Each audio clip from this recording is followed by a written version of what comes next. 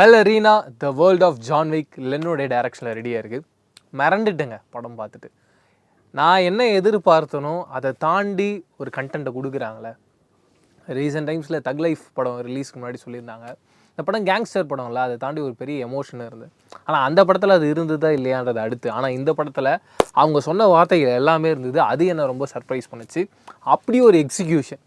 ஒரு குழந்தை என்ன காரணத்துக்காக ரிவெஞ்ச் எடுக்கிறா, அவள் எங்கே இருக்கா, அதுக்கு பின்னாடி இருக்க வேர்ல்டு என்ன, அவங்களுக்கு இருக்க ரூல்ஸ் அண்ட் ரெகுலேஷன்ஸ் என்ன காரணத்துக்காக ஜான் விக் இந்த கதைக்குள்ளே வராரு, அடுத்து இந்த ட்ராவல் எங்கே போகுது, இதுக்குள்ளே அடுத்த லேயரில் அவ்வளோ மாதிரி இன்னொரு குழந்தைய பார்க்குறா. அந்த குழந்தை அவங்க அப்பாவை இழந்துடக்கூடாதுன்னு நினச்சிக்கிட்டு இருக்கா. ஆனால் அந்த குழந்தைய தூக்கிட்டு போயிடறாங்க.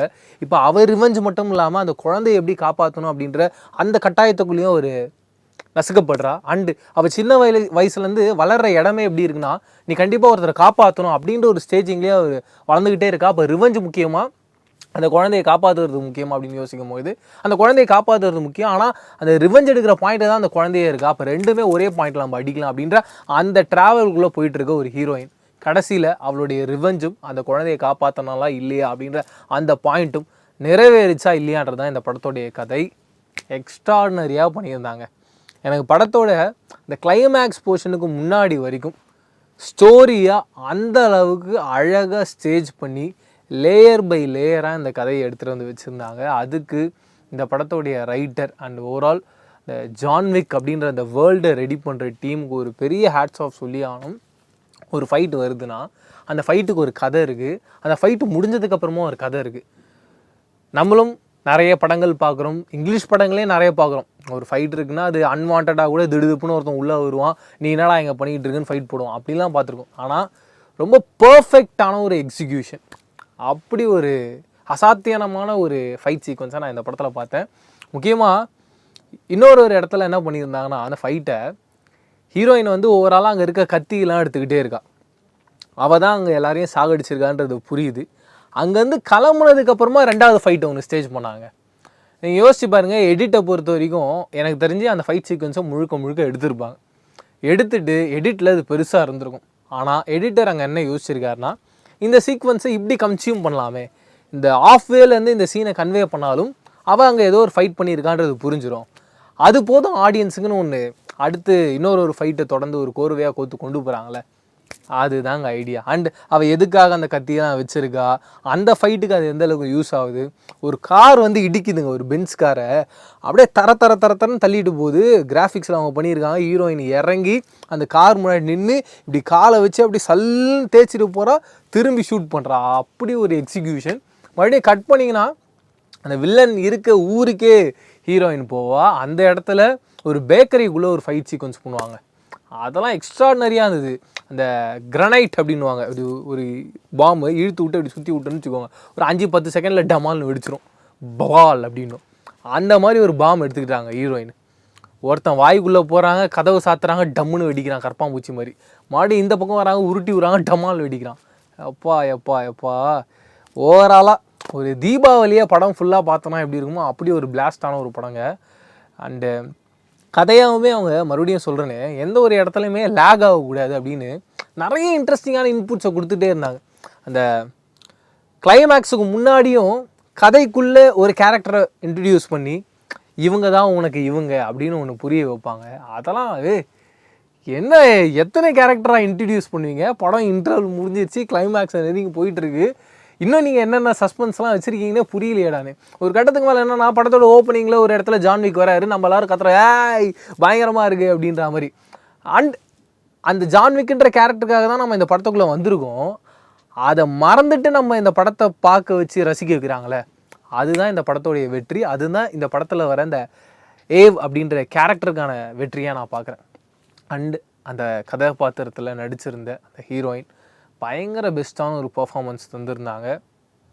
வேறு லெவல் எஃபர்ட். ஏன்னா ஒரு ஹீரோவாக ஒரு படத்தில் என்னென்னலாம் பண்ணணுமோ அந்த எல்லா பர்ஃபார்மன்ஸையும் ஒரு ஹீரோயினாக இந்த படத்தில் ரொம்ப ஸ்ட்ராங்காக பயங்கரமான ஒரு எஃபர்ட்டோடு கொடுத்துருக்காங்கன்றதில் டவுட்டே இல்லை. அண்ட் எப்பயும் போல் ஜான் விக் யாராலையும் அழிக்க முடியாத ஒரு நபராக இந்த படத்துலையும் வராரு.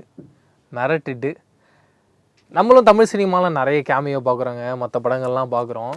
ஆனால் இந்த கேமியோ அப்படின்றது ஹை பண்ணணும், ஆடியன்ஸுக்கு வந்து தேட்டர் மூமெண்ட்டாக மட்டும் இருக்கணுன்ற அந்த யோசனையில் இல்லாமல் அந்த கேரக்டரோடைய கேமியோ இந்த கதைக்கு தேவை. அப்படி ஒரு ஸ்டேஜிங் பண்ணி அங்கேருந்து அந்த கேரக்டரை எக்ஸிட் பண்ணி கொண்டு போகிறதுன்றது இருக்குல்ல. அண்டு அந்த கேரக்டர்ஸ் எல்லாருமே இப்படி தான் இருப்பாங்கன்றதுக்காக ஒரு காயினை வச்சு, ஒரு காயினுக்கு 2 சைடு இருக்குது. ஒருத்தருடைய வாழ்க்கையும் அப்படி தான், கெட்டதும் இருக்கணும் நல்லதும் இருக்கணும். அதை பேலன்ஸ் பண்ணி நம்ம கரெக்டான ஒரு டிசிஷன்ஸை மேக் பண்ணுன்றதை முன்கூட்டியே எல்லா இடங்கள்லையுமே இந்த கதையை பற்றி சொல்லிக்கிட்டே இருக்காங்க. அது இந்த கதையை இன்னும் என்ஹான்ஸ் பண்ணி அடுத்தடுத்த ரேஞ்சில் கொண்டு போயிட்டே இருக்குது.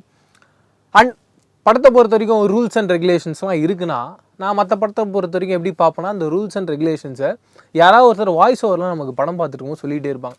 இப்படி ஒரு விஷயம் நடக்குது, இந்த ரூல்ஸ் அண்ட் ரெகுலேஷன்ஸ்லாம் அவங்க மீறக்கூடாது. ஆனால் இந்த படத்தோட எக்ஸிக்யூஷனில் அவங்க எப்படி பிளான் பண்ணியிருக்காங்கன்னா, ஆடியன்ஸுக்கு அவங்களாவே புரிஞ்சுக்கணும் இந்த மாதிரியான ரூல்ஸ் அண்ட் ரெகுலேஷன்ஸ்லாம் இருக்குது அப்படின்றத. ஏன்னா ஜான்விக்கோட அந்த ஹோட்டல் உங்களுக்கு தெரியும், அந்த ஹோட்டலுக்குள்ளே வந்துட்டாங்கன்னா யாருமே எதுவுமே பண்ணக்கூடாது அப்படின்றது தான் ரூல்ஸ் அண்ட் ரெகுலேஷன்ஸ். பட் ஒரு காலகட்டத்தில் அந்த ஹோட்டல்லே அடித்து துவம்சம் பண்ணதெல்லாம் நம்ம பார்த்துருக்கோம். பட் அந்த ரூலை யார் ஃபஸ்ட்டு பிரேக் பண்ணுறாங்க அப்படின்றதுக்கு, பிரேக் பண்ணதுக்கு அப்புறமா தான் நீங்கள் அடுத்தடுத்து பண்ணலாம் அப்படின்ற அந்த ப்ராசஸ்க்குள்ளே போகும். அதை புரிய வைக்கிற பாயிண்ட்டாக இருக்கட்டும். அண்ட் நீங்கள் ஒரு 3 டீம் இருக்குது, அந்த 3 டீமே தனித்தனியாக ஒர்க் பண்ணுவாங்க. பட் அவங்களுக்குள்ளே எந்த விதமான பிரச்சனைகளும் வரக்கூடாதுன்ற அந்த ஒரு முடிவில் அந்த ஒரு ரூல்ஸ் அண்ட் ரெகுலேஷன்ஸை தொடர்ந்து மதிச்சுக்கிட்டு இருக்க மேலே இருக்க 3 லீடர்ஸ் அப்படின்ற அந்த பாயிண்ட்டாக இருக்கட்டும். இந்த சுழலுக்குள்ளே மாட்டிகிட்டு இருக்க கேரக்டர்ஸ், எக்ஸாம்பிள் ஜான்விக் மாதிரியோ இல்லை இந்த படத்தோட ஹீரோயின் மாதிரியோ, அவங்க எப்படி வெளியில் போக முடியும், வெளியில் போகிறதுக்கான வழி என்ன அப்படின்ற அவங்களுக்கான அந்த கேள்வியிலேருந்து அவங்க எப்படி வெளியில் வராங்க அப்படின்னு இப்படி ஏகப்பட்ட விஷயங்களை டீட்டெயில்டாக நெத்தி புட்டில் அடித்து சொல்கிற ரேஞ்சில் அசத்தலான ஒரு ஆக்ஷனோடு எடுக்கப்பட்ட படம் தாங்க இது. நான் ரொம்ப நாள் கழித்து ரொம்ப திருப்திகரமான ஒரு ஆக்ஷன் படம் பார்த்தேன். பட் எனக்கு இந்த படத்தில் என்னென்னா, அந்த கிளைமேக்ஸ் போர்ஷனுக்கு முன்னாடி வரைக்கும், ஜான்விக்கோட என்ட்ரிக்கு முன்னாடி வரைக்கும் இந்த கதையில் வந்து இந்த சினிமேட்டிக் லிபர்ட்டி அப்படின்ற ஸ்பேஸை யூஸ் பண்ணிக்கவே இல்லை. ரொம்ப கரெக்டாக ஸ்டேஜ் பண்ணிக்கிட்டே இருந்தாங்க. அதுக்கு பெரிய example, heroine first fight sequence ஒன்று பண்ணுறாங்க. அந்த ஃபைட் சீக்வன்ஸில் அவங்க நிறைய அடி வாங்கினாங்க. நான் பார்த்த படங்கள்லாம் எப்படி இருக்குன்னா, ஒரு ஹீரோயின் ரொம்ப கஷ்டப்பட்டு டஃப் ஆகி அவங்க அந்த ப்ராசஸ்க்காக ரெடி ஆகுறாங்கன்னா அவங்கள யாராலையுமே எதுவுமே பண்ண முடியாது. ஃபஸ்ட்டு ஃபைட்டில் அவ்வளோ ஸ்ட்ராங்காக இருப்பாங்க. அதுவே நமக்கு ஒரு பெரிய நம்பிக்கை வந்துடும், கண்டிப்பாக கிளைமேக்ஸில் இவங்க தான் வின் பண்ண போகிறாங்கன்னு. ஆனால் இந்த படத்தில் எப்படி ஸ்டேஜ் பண்ணியிருந்தாங்கன்னா, ஹீரோயின் அடி வாங்கணும், ஏன்னா இது அவங்களோட ஃபஸ்ட்டு ஃபைட், அவங்க இதுலேருந்து தான் அடுத்தடுத்து கற்றுக்குறாங்கன்னு ஸ்லோ அண்ட் ஸ்டெடியாக அந்த கேரக்டரோட ஆர்க் அந்த ஃபைட்லேருந்து ரொம்ப அழகாக அமைச்சிருந்தாங்க. அதனால் நான் அப்படி பிரமிச்சு ரசித்து பார்த்துட்டு இருந்தேன். ஓவராலாக மீண்டும் இந்த படத்தோட அந்த கிளைமேக்ஸ் போர்ஷன் மட்டும், அந்த கொஞ்சம் முன்னாடி ஜான்விக்கோட என்ட்ரிக்கு அப்புறமா சினிமேட்டிக் லிபர்ட்டிலாம் யூஸ் பண்ணி அந்த படத்தோடைய ஹை பாயிண்ட்ஸை அடுத்து கொண்டு போயிருந்தாங்க. அது கொஞ்சம் படத்தை விட்டு அவைவாக இருந்தாலும் என்ன இந்த படம் என்டர்டெயின் பண்ணிச்சுன்றது தான் மிக முக்கியமான பாயிண்ட்டை நான் பார்க்குறேன். இதான் நீங்கள் இந்த படத்தை பார்த்துருந்தீங்க, இந்த படத்தில் ஜான்விக்கை தாண்டி, இந்த படத்தோடைய ஹீரோயினை தாண்டி இன்னும் வேறு யாரெல்லாம் ரசிச்சிங்க அப்படின்றத கமெண்ட் செக்ஷனில் ஷேர் பண்ணிக்கோங்க. இதே மாதிரி சூப்பரான அடுத்த ரிவ்யூவில் சந்திக்கிறேன். அது டடா பாய் சொல்லி நான் பிரவீன் KS. பாய்.